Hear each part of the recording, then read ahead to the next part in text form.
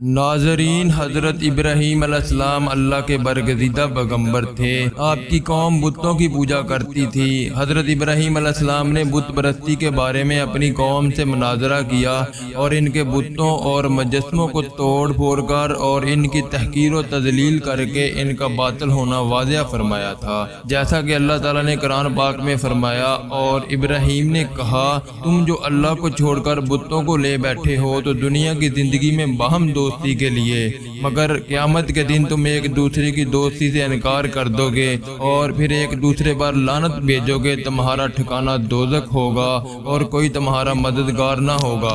حضرت ابراہیم علیہ السلام نے بت پرستوں کو دعوت غور و فکر دینے کے لیے ایک زبردست تدبیر کی، جس کا تذکرہ اللہ پاک نے سورہ انبیاء میں کیا۔ انہیں تسلیم کر لینا چاہیے، یہ محض عام پتھروں جیسے پتھر ہیں اور کچھ نہیں۔ ان لوگوں نے حضرت ابراہیم علیہ السلام سے پوچھا، اے ابراہیم، ہمارے ان بتوں کو کس نے توڑا ہے؟ حضرت ابراہیم علیہ السلام نے جواب دیا، ان بتوں سے پوچھو۔ تو وہ کہنے لگے، تم جانتے ہو یہ بولتے نہیں، یعنی ابراہیم آپ کو معلوم ہے یہ مجسمے باتیں نہیں کرتے، پھر آپ ہمیں کیوں کہتے ہو کہ ان سے پوچھو؟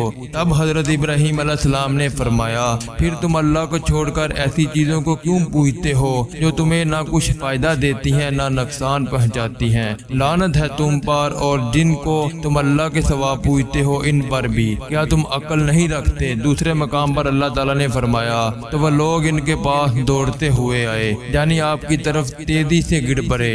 آپ نے فرمایا، کیا تم ایسی چیزوں کو پوجتے ہو جن کو خود تراشتے ہو؟ یعنی تم ان بتوں کی پوجا کیوں کرتے ہو جنہیں تم خود لکڑی اور پتھر سے تراش کر اپنی مرضی کے مطابق ان کی شکل بناتے ہو، حالانکہ تم کو اور خود جو تم ان کو بناتے ہو اس کو اللہ ہی نے پیدا کیا ہے۔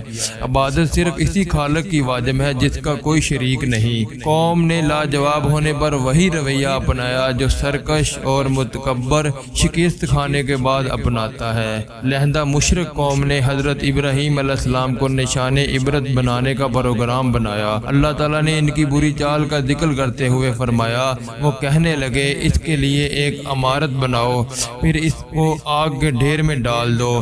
گرد انہوں نے اس کے ساتھ ایک چال چلنی چاہی اور ہم نے انہیں زیر کر دیا۔ جب وہ لوگ بحث و مناظرہ کے میدان میں شکست کھا گئے اور ان کے پاس کوئی دلیل باقی نہ رہی، نہ چھپا جسے دلیل کا رنگ دے کر پیش کیا جا سکے، تو انہوں نے حماقت اور سرکشی پر مبنی اپنے مذہب کی تائید کے لیے قوت و اقتدار کو استعمال کرنے کا فیصلہ کیا۔ لیکن اللہ تعالیٰ نے اپنی خاص تدبیر سے دین حق کو غالب کر کے اپنے سچا ہونے کو ثابت کیا، جیسا کہ ارشاد ہے، وہ کہنے لگے، اگر تمہیں اس سے اپنے معبود کا انتقام لینا ہے اور کچھ کرنا ہے تو اس کو جلا دو، اپنے معبودوں کی مدد کرو۔ ہم نے حکم دیا، اے آگ سرد ہو جا اور ابراہیم پر معجب سلامتی بن جا۔ ان لوگوں نے ان ابراہیم کا برا چاہا تھا مگر ہم نے انہی کو نقصان میں ڈال دیا۔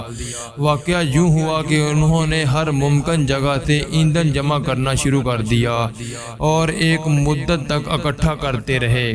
نوبت یہاں تک پہنچ گئی، اگر کوئی عورت بیمار ہوتی تو یہی نظر مانتی، اگر مجھے شفا ہوگی تو ابراہیم کو نظر آتش کرنے کے لیے اتنا ایندھن دو گی۔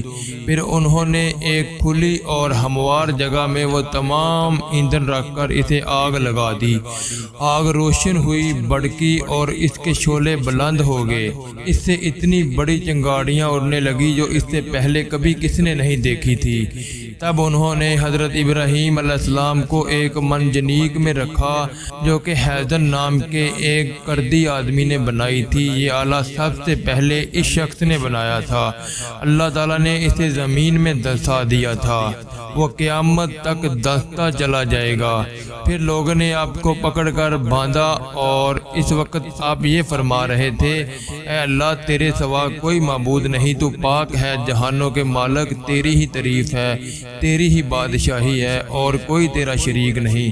جب حضرت ابراہیم علیہ السلام کے ہاتھ پاؤں باندھ کر منجیک میں رکھا گیا اور اس کے ذریعے سے آگ میں پھینکا گیا تو آپ فرما رہے تھے ہمیں اللہ کافی ہے اور وہ اچھا کارساز ہے۔ اللہ تعالیٰ نے آگ کو حکم دیا اے آگ ٹھنڈی ہو جا اور ابراہیم کے لیے موجب سلامتی بن جا۔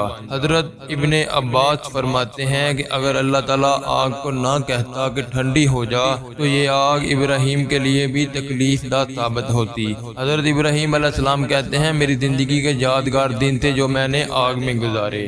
کفار نے حضرت ابراہیم علیہ السلام پر فتح پانا چاہی لیکن انہیں شکست ہوئی، انہوں نے بلند ہونا چاہا لیکن پستی نصیب ہوئی، انہوں نے غالب آنا چاہا لیکن مغلوب ہوئے، جیسا کہ اللہ تعالیٰ فرماتا ہے اور ان لوگوں نے تو ابراہیم کا برا چاہا مگر ہم نے انہی کو نقصان میں ڈال دیا۔ دوسرے مقام پر فرمایا انہوں نے ابراہیم کے ساتھ چال چلنا چاہی مگر ہم نے انہی کو زیر کر دیا، انہیں دنیا میں خسارہ اور پستی نصیب ہوئی، آخرت میں انہیں جہنم کی آگ نصیب ہوگی جس میں کوئی ٹھنڈک اور سلامتی نہیں، انہیں وہیں اسلام بھی نہیں کہا جائے گا بلکہ اس کی وہ کیفیت ہے جو اللہ تعالیٰ نے ان الفاظ میں بیان فرمائی ہے، اور دوزخ ٹھہرنے اور رہنے کی بہت بری جگہ ہے۔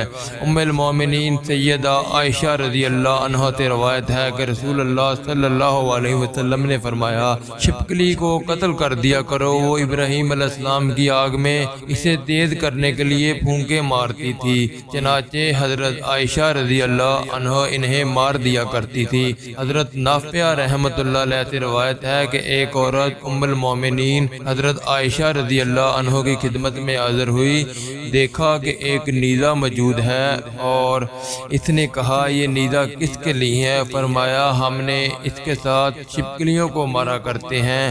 پھر انہوں نے رسول اللہ صلی اللہ علیہ وسلم کا ارشاد سنایا جب ابراہیم علیہ السلام کو آگ میں ڈالا گیا تو تمام جانور آگ بجھانے کی کوشش کرنے لگے سوائے چھپکلی کے جو پھونکے مار کر آگ سلگانے لگی اور آگ کو تیز کرنے لگی۔